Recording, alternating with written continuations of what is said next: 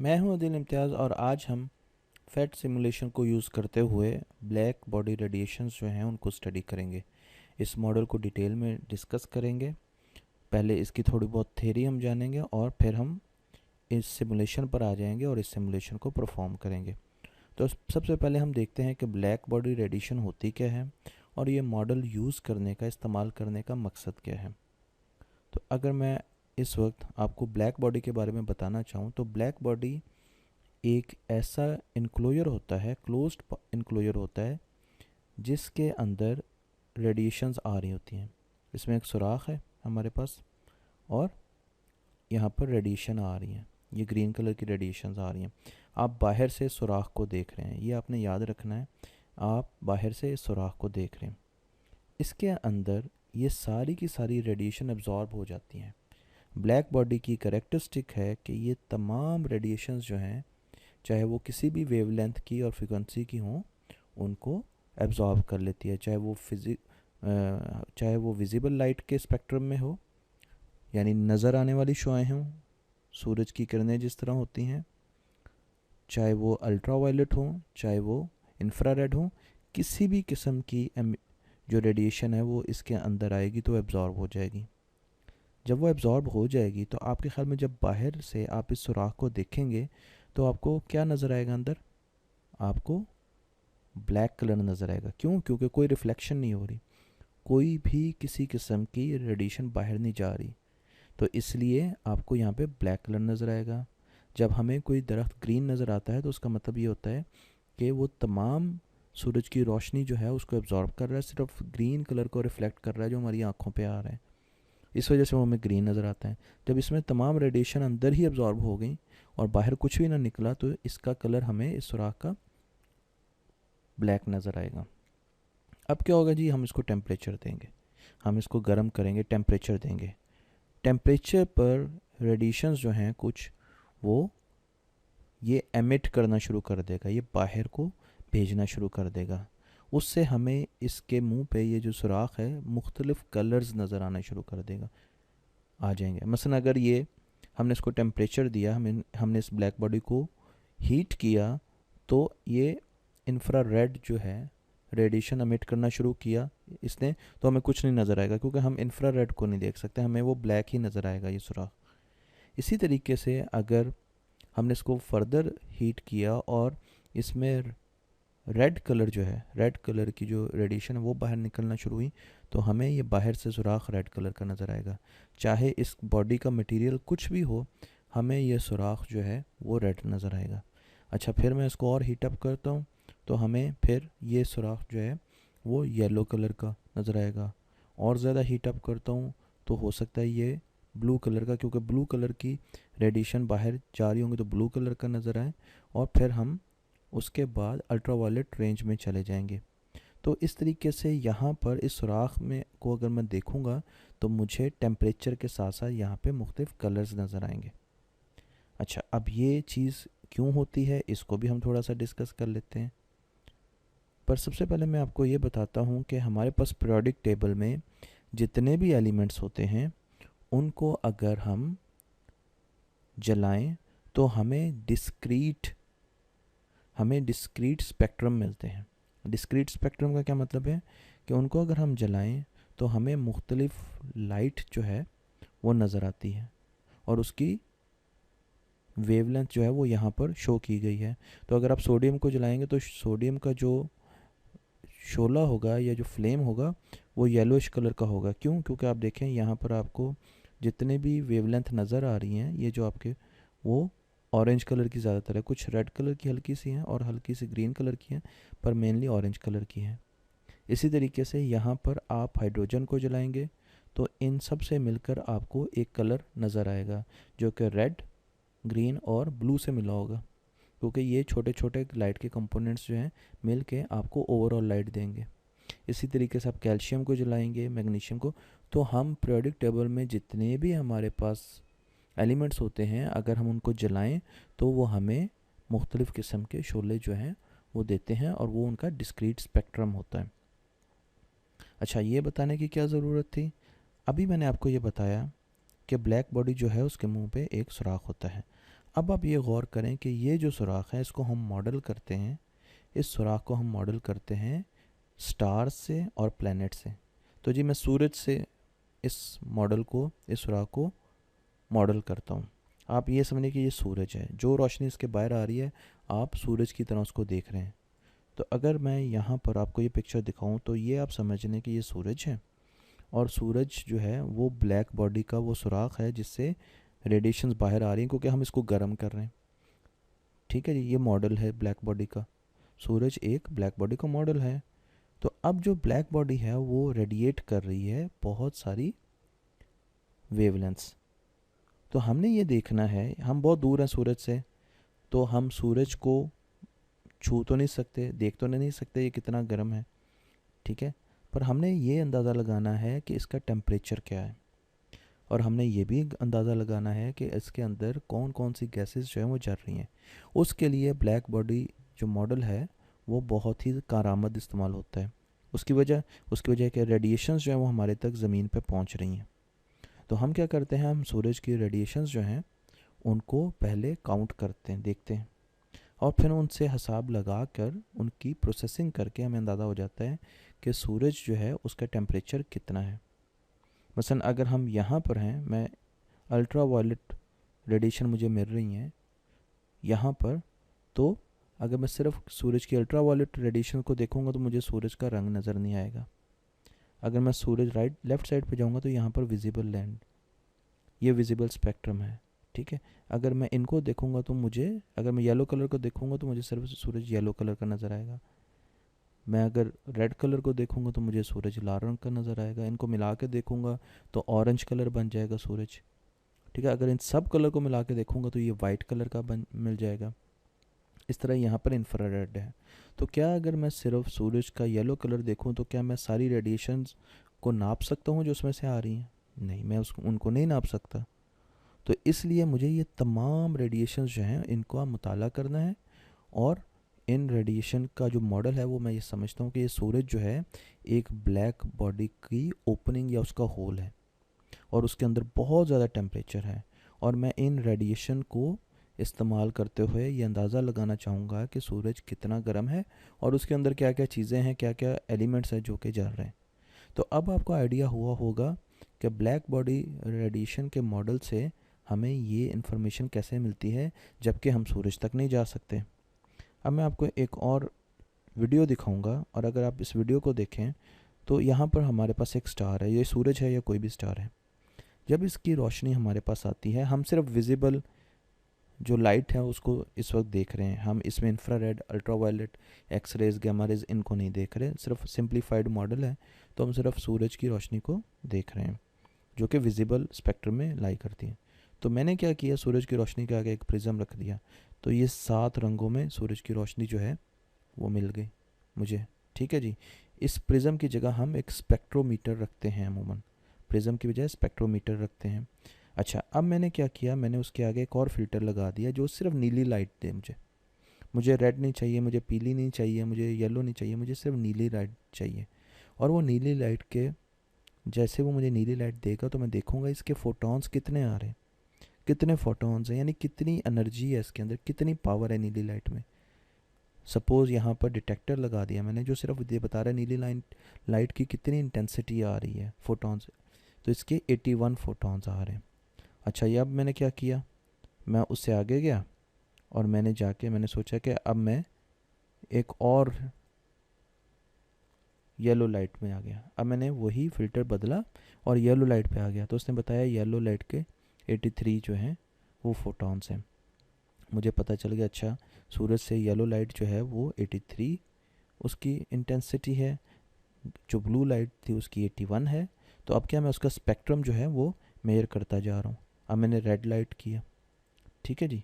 अब जब मैंने ये सारी चीज़ें की, अब मेरे पास फोटॉन्स आ गए, ग्रीन के 85 आ गए, येलो के 83 आ गए फोटॉन्स, ऑरेंज लाइट के 78 आ गए, रेड के 70 आ गए। तो मैंने क्या किया, मैंने एक सिंपल सा ग्राफ बनाया, और वो ग्राफ क्या है जी, वो ग्राफ जो है वो मैं आपको अभी दिखाता हूँ। ये देखें, ये जो ग्राफ है इसमें मैंने नीचे जो है यहाँ पर वेवलेंथ ड्रॉ की, ठीक है जी, लाइट की वेवलेंथ देखिए, यहाँ पे इंफ्रारेड है, यहाँ पे अल्ट्रावायलेट है और यहाँ पे विजिबल है, और यहाँ पर मैंने उसकी पावर, एनर्जी या इंटेंसिटी ड्रॉ की। तो अब अगर फोटॉन्स जो हैं वो सबसे ज़्यादा ब्लू कलर के थे, तो यहाँ पर ब्लू कलर ज़्यादा, मैं उसका ग्राफ ज़्यादा ऊपर चला जाएगा। ग्रीन कलर के थे, ज़्यादा ऊपर चला जाएगा। रेड कलर कम था तो उसका ग्राफ नीचे आ जाएगा। तो मुझे यहाँ से अंदाज़ा होगा कि कौन सी लाइट कितनी सूरज में प्रेजेंट है, और उससे मुझे उसका टेम्परेचर निकालने का एक मुझे क्लू मिल जाएगा, मदद मिल जाएगी। अब वो करना कैसे है, उसके लिए हम सिमुलेशन पे आते हैं। सबसे पहले मैं आपको सिमुलेशन के बारे में बता दूं। यहाँ पर है इंटेंसिटी, जो फोटॉन्स हमारे पास आ रही हैं, ये जो भी रेडिएशन आ रही है उसकी इंटेंसिटी है कि वो रेडिएशन कितनी ज़्यादा पावरफुल है। पावरफुल ज़्यादा होगी तो ये ऊपर की तरफ होंगे पॉइंट्स, हमारे ग्राफ ऊपर की तरफ होगा, अगर कम होगी तो नीचे की तरफ। यहाँ पर है जो रेडिएशन आ रही है उसकी वेवलेंथ क्या है, ठीक है जी, उस रेडिएशन की वेवलेंथ कहाँ पे है, क्या वो विजिबल लाइट है। यहाँ पर राइट साइड पे इंफ्रारेड है, विजिबल लाइट के राइट साइड पे इंफ्रारेड है, और लेफ्ट साइड पे क्या है जी, अल्ट्रावायलेट। तो वो किस स्पेक्ट्रम में जो रेडिएशन मेरे पास पहुंच रही है सूरज से या किसी भी स्टार से, क्या वो यहाँ पर इंफ्रारेड राइट साइड पर है तो यहाँ पर लाई करती है, या अल्ट्रावायलेट में लाइट करती है। ठीक है, अब मैं आपको ये बताता हूँ। यहाँ पर मेरे पास टेम्परेचर है, ठीक है। अब आप कहेंगे ये सब कुछ है, ब्लैक बॉडी किधर है, तो ब्लैक बॉडी ये आपको नज़र आ रही है, ये ब्लैक बॉडी, ये एक स्टार है या ब्लैक बॉडी है, उसका मॉडल है, ठीक है जी। इसके कलर से आपको आइडिया होगा और इसके टेम्परेचर से अंदाज़ा होगा कि ये कर्व कैसे बनता है, ठीक है। इसमें ब्लू, ग्रीन, रेड जो है आपको यहाँ पर 3 बेसिक कलर नज़र आ रहे हैं। अच्छा, अब सबसे पहले मैं क्या करता हूँ, मैं ये कहता हूँ कि ब्लैक बॉडी के अंदर जो टेम्परेचर है वो ज़ीरो है। तो आप देखें कि ब्लैक बॉडी का होल जो है या जो स्टार है वो ज़ीरो हो गया, मतलब ज़ीरो का मतलब वो हमें नज़र नहीं आ रहा, ठीक है। क्यों, क्योंकि हमने कहा कि टेम्परेचर जो है वो ज़ीरो है, हमने जो ब्लैक बॉडी है उसको ज़ीरो टेम्परेचर दिया, तो अब वो अब चीज़ें एब्जॉर्ब तो कर सकता है, इस वक्त एमिट नहीं कर रहा। जो उसने एब्जॉर्ब की है रेडिएशन, वो रेडिएशन एमिट नहीं कर रहा। अच्छा, अब मैं आता हूँ और मैं कहता हूँ इसका जो, मैं इसको 1000 दे देता हूँ, ये केल्विन में स्केल है, केल्विन में। तो जैसे मैंने उसको 1000 दिया तो आप देखें कि उस वो हल्का हल्का नज़र आना शुरू हो गया। स्टार स्टार का टेम्परेचर 1000 हुआ, ठीक है, केल्विन, और वो नज़र आना शुरू हो गया। अब आप कहेंगे कि यहाँ पर लाइन तो बिल्कुल ऊपर गई नहीं, ठीक है, तो ये नज़र कैसे आना शुरू हो गया। तो मैं आपको ये जूम करके बताता हूँ।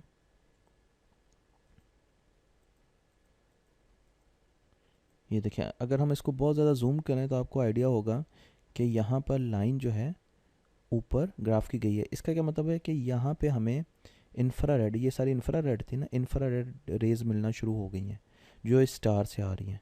पर क्योंकि ये स्टार अभी इतना गर्म नहीं हुआ, इतना इसका टेम्परेचर नहीं है कि ये विजिबल रेडिएशंस दे सके, इसलिए ये नज़र नहीं आ रहा।